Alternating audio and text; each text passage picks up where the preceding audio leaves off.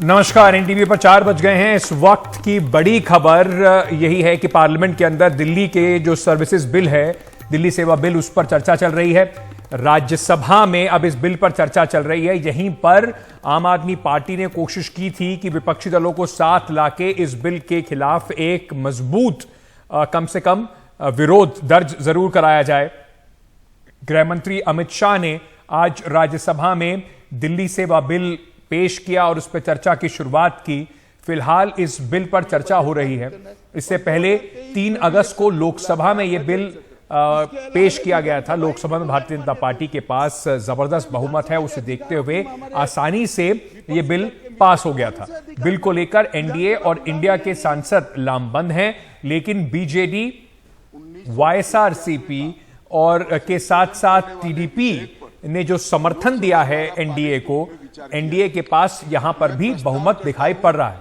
आपको बता दें कि बिल के पास होने के बाद दिल्ली में अधिकारियों की नियुक्ति, ट्रांसफर और जो पोस्टिंग है उस पर उपराज्यपाल का फैसला अंतिम फैसला माना जाएगा। जरा फटाफट आपको आंकड़े जो हैं वो किस तरीके से इस पूरे मामले पर बैठ रहे हैं उस पर जानकारी थोड़ी दे देते हैं। राज्यसभा में जो बिल है उसको लेकर क्या गणित बन रहा है। कुल मिलाकर 238 मेंबर्स हैं राज्यसभा में, जिसमें बहुमत का जो आंकड़ा है वो बैठता है 115। अब आप इसे देखें तो एनडीए में 103 जो एमपी हैं उनका समर्थन एनडीए को प्राप्त है। बीजेडी के 9 और वाईएसआर कांग्रेस के 9 लोगों के समर्थन के बाद 18 उनमें और जुड़ जाते हैं, तो कुल मिलाकर 121 का आंकड़ा जो है वो एनडीए के पास बैठ रहा है। वहीं जो इंडिया अलायंस है 26 पार्टियों का, उसके 101 सदस्य हैं, उन्हें बीआरएस का समर्थन प्राप्त है, तो कुल मिलाकर 108 उनकी तरफ बैठ रहे हैं। अन्य 9 हैं जो अभी किस तरफ जाएंगे उससे शायद, क्योंकि जो आंकड़ा है एनडीए के पास बहुमत 121 का होता दिखाई पड़ रहा है, तो ज्यादा फर्क पड़ेगा नहीं कि ये अन्य किधर जाते हैं। तो कुल मिलाकर अगर देखा जाए तो आंकड़ों के हिसाब से अगर समझें तो आसानी से एनडीए जो है वो यहां पर बिल पारित करके अपनी जीत दर्ज कराता दिखाई पड़ेगा। इसके बाद अरविंद केजरीवाल और आम आदमी पार्टी जिनकी सरकार है दिल्ली में, उनके लिए कम से कम काफी मुश्किलें इसके बाद पैदा होने की आशंका जताई जा रही है। अब इस बिल को राज्यसभा में पेश करते हुए गृह मंत्री अमित शाह ने क्या कहा, सबसे पहले आपको वो सुनवाते हैं। मैं प्रस्ताव करता हूं कि दिल्ली राष्ट्रीय राजधानी राज्य क्षेत्र शासन अधिनियम 1991 का और संशोधन करने वाले विधेयक पर लोकसभा द्वारा पारित रूप में विचार किया जाए। वहीं इस बिल के पारित होने के बाद, पारित करने का जो पूरा चर्चा इस वक्त इस पे चल रही है, आम आदमी पार्टी कम से कम सैद्धांतिक तौर पर अपनी कड़ा विरोध इस बिल के खिलाफ प्रकट कर रही है। राघव चड्ढा जो आम आदमी पार्टी के सांसद है राज्यसभा में, उन्होंने पार्टी की ओर से कमान संभाली। उन्होंने क्या कहा इस बिल के विरोध में, आपको वो सुनवाते हैं। मैं माननीय गृह मंत्री जी का बयान लोकसभा में सुन रहा था। उन्होंने कहा कि पंडित नेहरू ने यह बात रखी थी कि दिल्ली को पूर्ण राज्य का दर्जा नहीं मिलना चाहिए। मैं माननीय गृह मंत्री जी से कहना चाहता हूं, नेहरूवादी मत बनिए, अडवाणीवादी बनिए, वाजपेयीवादी बनिए और दिल्ली को पूर्ण राज्य का दर्जा देने का आज आपके पास ऐतिहासिक मौका है। दिल्ली को पूर्ण राज्य का दर्जा दीजिए। सर, इस बिल को लाने का असल कारण क्या है? यह बिल क्यों लाया गया है? पिछले 25 साल में दिल्ली में 6 बार विधानसभा के चुनाव हुए। 6 के 6 चुनाव भारतीय जनता पार्टी बुरी तरीके से हारी। यहां तक कि 2015 और 20 में आजाद भारत के इतिहास की सबसे बड़े जनादेश की सरकार अरविंद केजरीवाल ने दिल्ली में बनाई। क्योंकि ये पिछले 25 साल चुनाव नहीं जीत पाए और अरविंद केजरीवाल और आम आदमी पार्टी के आने के बाद ये जानते हैं कि अगले 25 साल भी ये लोग चुनाव नहीं जीत पाएंगे, तो सरकार को नष्ट करने का काम कर रहे हैं। क्या ना रहेगी सरकार और ना रहेगा चुनावों का महत्व, ना रहेगा बांस, ना बजेगी बांसुरी। माननीय गृह मंत्री जी ने कहा था कि आम आदमी पार्टी एक सुपारी सी जितनी पार्टी है, एक सुपारी जितनी छोटी सी पार्टी है। सर, ये वो सुपारी जितनी पार्टी है जो आजाद भारत के इतिहास का फास्टेस्ट ग्रोइंग पॉलिटिकल स्टार्टअप कहलाती है। ये वो सुपारी जितनी पार्टी है जिसने 3 बार भाजपा को दिल्ली में हराया और 2 बार 2015 और 20 में आजाद भारत के इतिहास की सबसे बड़ी जनादेश की सरकार बनाई। ये वो सुपारी जितनी पार्टी है जिसने पंजाब में भाजपा को लगभग शून्य पर लाकर खड़ा कर दिया। ये वो सुपारी जितनी पार्टी है जो 10 साल में राष्ट्रीय पार्टी बनी। ये वो सुपारी जितनी पार्टी है जिसके 161 विधायक और 11 सांसद है। और ये वो सुपारी जितनी पार्टी है जिसका काम देखने के लिए first lady of United states of America और यूनाइटेड जनरल के पूर्व प्रमुख बान की मून आते हैं।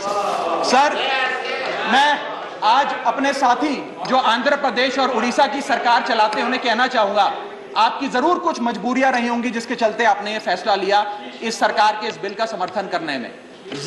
कुछ तो मजबूरियां रही होंगी, यूं ही कोई बेवफा नहीं होता। लेकिन मैं आपको कहना चाहता हूं कि आग जब लगेगी तो बहुत दूर तक जाएगी। राहत इंदौरी साहब का एक बड़ा महत्वपूर्ण शेर है, अगर खिलाफ है होने दो, जान थोड़ी है, ये सब धुआं है, आसमान थोड़ी है, लगेगी आग तो आएंगे कई घर जद में, यहां सिर्फ हमारा मकान थोड़ी है। लेकिन जब आपके घर में आग लगेगी, आम आदमी पार्टी आपके साथ खड़ी होगी, मैं आपको विश्वास दिलाता हूं। हिमांशु शेखर हमारे सहयोगी इस वक्त हमारे साथ जुड़ रहे हैं। लगातार पार्लियामेंट में जो चर्चा हो रही है, गतिविधियां हैं, उस पर नजर रख रहे हैं। हिमांशु, बड़ी तीखी, कम से कम अपनी जो भड़ास है या विरोध है उसको विपक्षी दल रखते हुए राघव चड्ढा आम आदमी पार्टी की ओर से, अभिषेक मनु सिंघवी ने भी एक बड़ा करारा बयान आज इस पूरे मामले पर रखा। नंबर्स जो हैं, जो आंकड़ों का गणित है, उससे शायद अरविंद केजरीवाल को कोई राहत ना मिले, कम से कम वो एक मैसेज जरूर देना चाहते हैं राज्यसभा इस्तेमाल करके।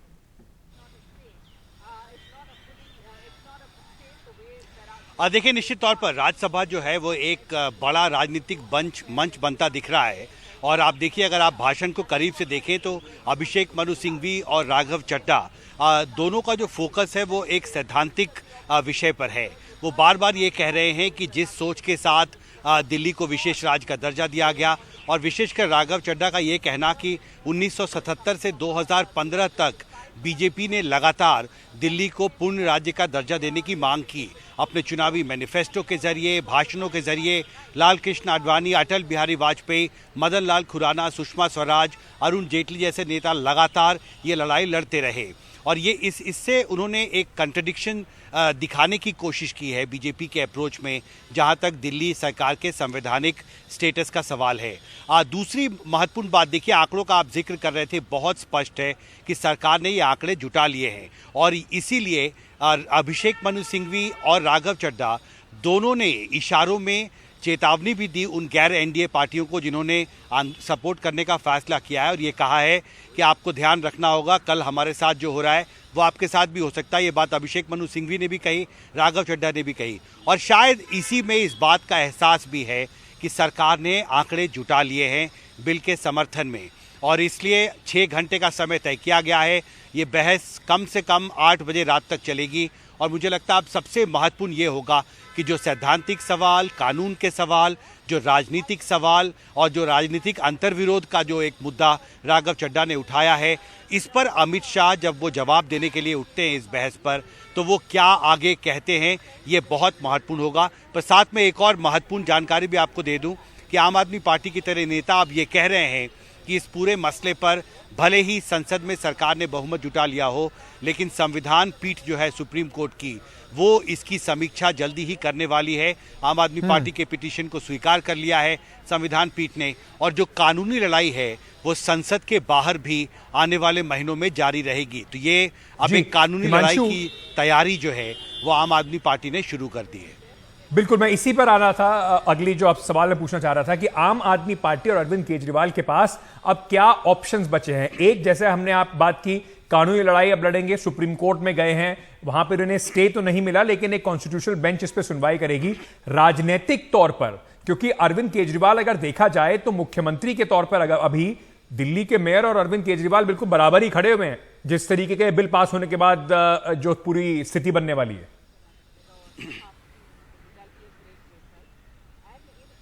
देखिए, निश्चित तौर पर इसका जिक्र अभिषेक मनु सिंघवी ने भी किया, और उन्होंने कहा कि एक ऐसा सिविल सर्विसेज अथॉरिटी सेटअप करने का प्रस्ताव लाया गया है इस बिल में, जिसमें मुख्यमंत्री होंगे, चीफ सेक्रेटरी होंगे और प्रिंसिपल सेक्रेटरी होंगे, और मुख्यमंत्री जो है उसे ब्यूरोक्रेट्स के नीचे रखा गया है और क्योंकि वो माइनॉरिटी में होगा इसलिए वो फैसले नहीं कर सकता और जो भी सिफारिशें हैं सिविल सर्विसेज अथॉरिटी की वो पहले एलजी के पास जाएंगी और फिर एलजी के बाद फाइनल मंजूरी के लिए गृह मंत्रालय आएंगी। तो इसमें निश्चित तौर पर आम आदमी पार्टी को मुझे लगता है उनको काफ़ी अच्छे से एहसास है कि जो एक राजनीतिक लड़ाई लड़ने की कोशिश अरविंद केजरीवाल ने की 19 मई को जो अध्यादेश आया था उसके बाद से उस राजनीतिक लड़ाई में वो ज़्यादा कामयाब नहीं हो पाए। दूसरी महत्वपूर्ण बात राघव चड्ढा ने एनडीटीवी से ये कहा है कि जिस दिन ये अध्यादेश आया उसके फौरन बाद हमने याचिका दायर की थी सुप्रीम कोर्ट में उसे चुनौती देने के लिए और उसके बाद सुप्रीम कोर्ट ने उसे संविधान पीठ के हवाले किया है और जो याचिका आम आदमी पार्टी की तरफ से जो अध्यादेश लाया गया था दिल्ली सर्विसेज ऑर्डिनेंस उसके विचार के लिए संविधान पीठ के उसे फॉरवर्ड कर दिया गया है और उसने एडमिट भी कर लिया है आम आदमी पार्टी की याचिका को।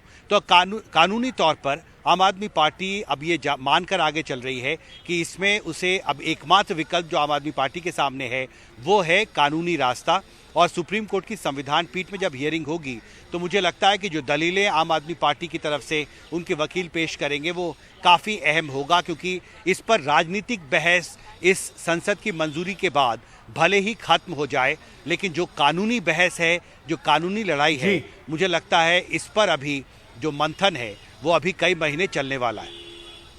बहुत बहुत शुक्रिया हमारे साथ जुड़ने के लिए हिमांशु।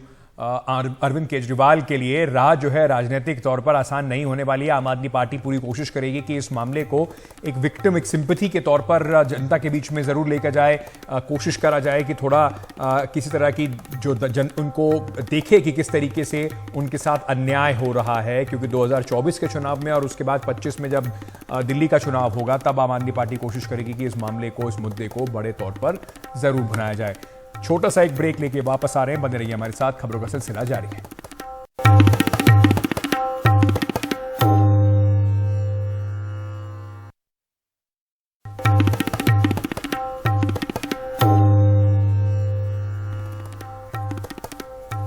लोकसभा में आज एक मीडिया संस्थान न्यूज क्लिक को लेकर खूब हंगामा हुआ।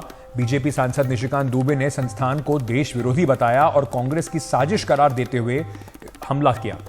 दुबे ने दावा किया कि संस्थान को चीन से फंडिंग मिलती है। इस मामले में आईटी मंत्री अनुराग ठाकुर ने भी प्रेस कॉन्फ्रेंस करके हमला बोला। उन्होंने कहा कि अब तो न्यूयॉर्क टाइम्स भी मान रहा है कि नेविल राय सिंघम और उनका न्यूज क्लिक चीन की कम्युनिस्ट पार्टी का एक खतरनाक उपकरण है जो दुनिया में चीनी एजेंडे को बढ़ावा दे रहा है। केंद्रीय मंत्री अनुराग ठाकुर ने बताया कि भारत में संस्थान के खिलाफ जो 5 दिनों तक रेड चली उसमें विदेशी फंडिंग का पता चला है। 2021 में सरकार ने खुलासा किया था कि कैसे विदेशी प्रोपेगेंडा भारत के खिलाफ है। इस एंटी इंडिया मूवमेंट में विपक्ष भी उनके साथ जुड़ा हुआ है। ये फ्री न्यूज के नाम पर फेक न्यूज परोस रहे हैं।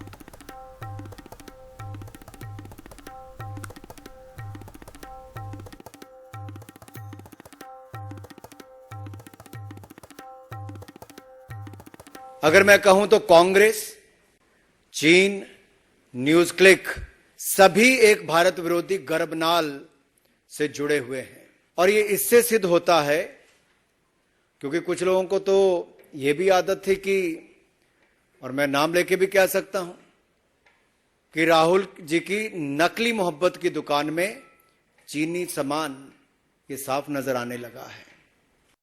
प्रेस के प्रोपेगेंडा और एजेंडा पर हम भारत को टुकड़े टुकड़े नहीं होने देंगे। चाहे कांग्रेस टुकड़े टुकड़े गैंग के साथ जाकर खड़ी हो जाए। राहुल गांधी जी बीच रात को जाकर उनके साथ खड़े हो गए, बाद में टुकड़े टुकड़े गैंग के लोगों को अपने आप में शामिल भी करा लिया और इनके समय तो सीबीआई और ईडी पिंजरे में बंद तोता होती थी, लेकिन आज अगर वो ईडी कार्रवाई न्यूज क्लिक जैसी फर्जी संस्थाओं के खिलाफ करती है तो उसके ऊपर ये प्रश्न चिन्ह खड़ा करते हैं। ये गलत सूचना के खिलाफ, मिस इन्फॉर्मेशन के खिलाफ युद्ध है और ये युद्ध जारी रहना चाहिए। फंडिंग तो एक कर रहे थे न्यूज क्लिक को चाइनीज कंपनियां नेविल रॉय सिंघम के माध्यम से, लेकिन जो इनके सेल्समैन थे हमारे हिंदुस्तान के कुछ लोग हो गए थे। जब इनके खिलाफ कार्रवाई हुई तो उनके पक्ष में आकर खड़े हो गए। अब ये जो न्यूज क्लिक को जो पैसा आया, ये रूट भी कहां कहां से हुआ। ये गौतम नवलखा का नाम तो आपने सुना ही होगा। ये भी एक आरोपी है। किस केस में? एल्गार परिषद के माओइस्ट लिंक में जो भीमा कोरेगांव केस है, उसमें अभी तक जेल में ये है, अंडर हाउस अरेस्ट है। यूएपीए लगा हुआ है इनके ऊपर।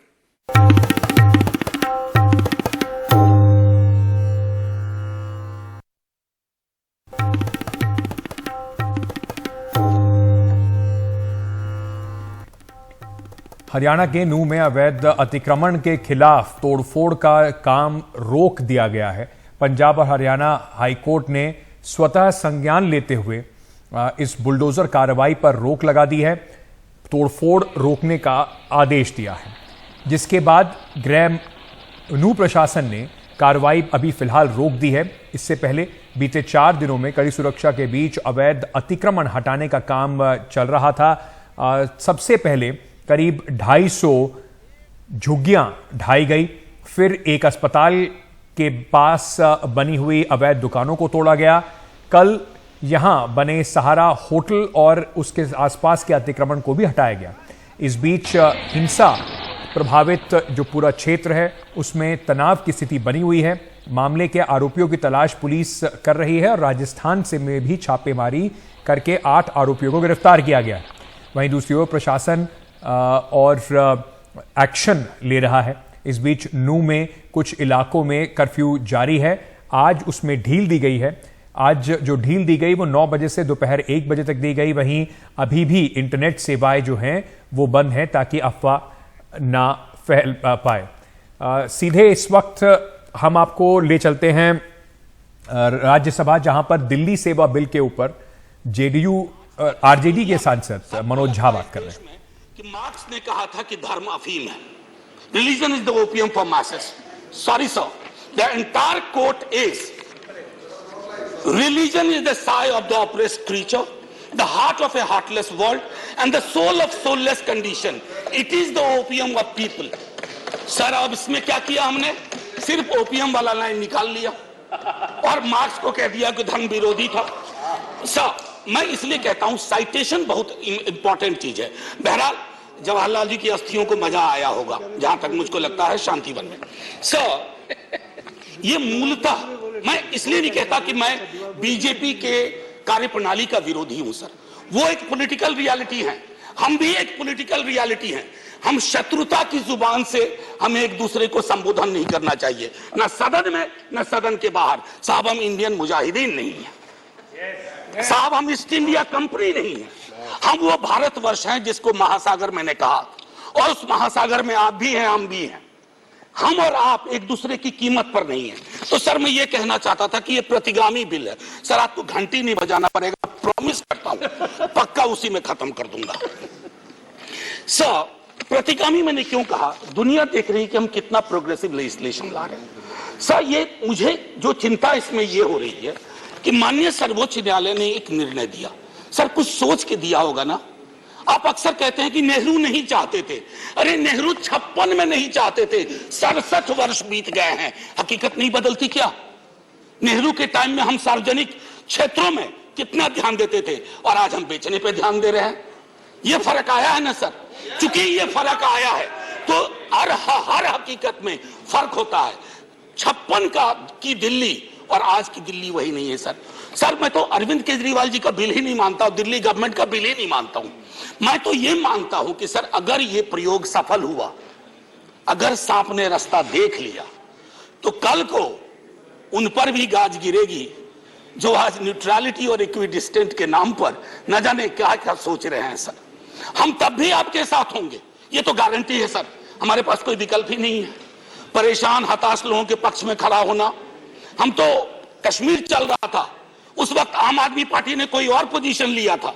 आज उनको समझ में आ रहा होगा कि क्यों उस वक्त वो पोजीशन लिया, और आज मैं ये कह रहा हूं कि कल को किसी राज्य के साथ होगा, हम आपके साथ होंगे। सेपरेशन ऑफ पावर को लेकर के मेरे कई कलीग कह चुके हैं, मैं कुछ नहीं कहना चाहता, बस ये 3 चीज कहूंगा सर। अगर ब्यूरोक्रेट्स मिनिस्टर को उत्तरदायी नहीं है सर, ये अराजकता को जन्म नहीं देगी क्या? मैं दिल्ली की जनता, अगर मैं दिल्ली सरकार हूं मैं दिल्ली की जनता के लिए उत्तरदायी हूं। जैसे राघव कह रहे थे, अगर कोई विसंगति कहीं आती है, एलजी साहब के पास जाऊं सर, वो चुनाव जीते। हालांकि मैं जानता हूं इस देश में गवर्नर्स और लेफ्टिनेंट गवर्नर्स की भूमिका में विस्तार हो गया, अब तो वो राज्यों के नाम बदल दे रहे हैं। सर आपकी मुस्कुराहट इंगित कर रही है कुछ। मैं ये कहना चाह रहा था सर, और मैं समझता हूं कि ये बात मैं कह करके, और 239AA के बारे में जो बातें कही गई हैं मैं उसको दोहराना नहीं चाहता। सिर्फ मैं एक चीज पे आऊंगा, कोरम। सर ये कमाल का कोरम हुआ, 3 में से 2 होंगे। मुख्यमंत्री बेचारा चेयरमैन है, बहुत अच्छी बात कही उन्होंने, चेयरमैन विदाउट चेयर। मुख्यमंत्री चेयरमैन है, वो अगर 2 मिनट लेट भी पहुंचेंगे तो कोरम डिसाइड कर लेगा क्या करना है दिल्ली।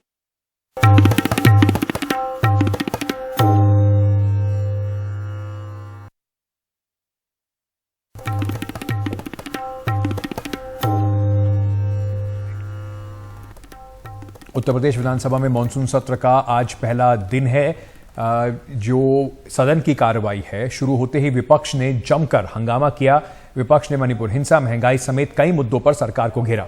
विपक्षी विधायकों ने हाथों में तख्तियां लेकर वेल में पहुंचकर जबरदस्त नारेबाजी की। नेता प्रतिपक्ष अखिलेश यादव ने मणिपुर हिंसा को लेकर जो बीजेपी की सरकार है उसे घेरने की कोशिश की। इस पर योगी आदित्यनाथ मुख्यमंत्री जो है उत्तर प्रदेश के, उन्होंने उनकी प्रतिक्रिया भी मांगी गई। हंगामे के चलते सदन की कार्रवाई थोड़ी देर के लिए स्थगित करनी पड़ी।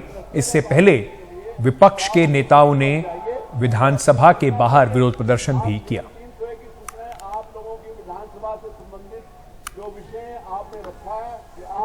अध्यक्ष महोदय, दुनिया में कोई ऐसी जगह नहीं बची जहां पर मणिपुर की घटना की निंदा नहीं हो। जिस देश में आप हम सब इन्वेस्टमेंट लेने के लिए गए थे, अमेरिका जैसे देश ने, राष्ट्रपति की ऑफिस ने निंदा की है, यूरोप में तमाम देशों ने निंदा करी है, इंग्लैंड में निंदा की, यहाँ सबने निंदा करी, लेकिन विधानसभा दूसरे हम ये अपेक्षा नहीं कर सकते कि नेता सदन इस पर कुछ बोले। ये सबसे बड़ा प्रदेश है, सबसे बड़ा प्रदेश, पूरे देश भर के प्रदेशों की चर्चा थोड़ी करेगा। स्टार प्रचारक हैं, कौन सा प्रदेश में वोट मांगने नहीं जाते। चलिए अच्छी बात है, आप भी तो जाते हैं। आज के लिए सवाल इंडिया का में इतना ही। खबरों का सिलसिला NDTV पर जारी है, बने रहिए हमारे साथ।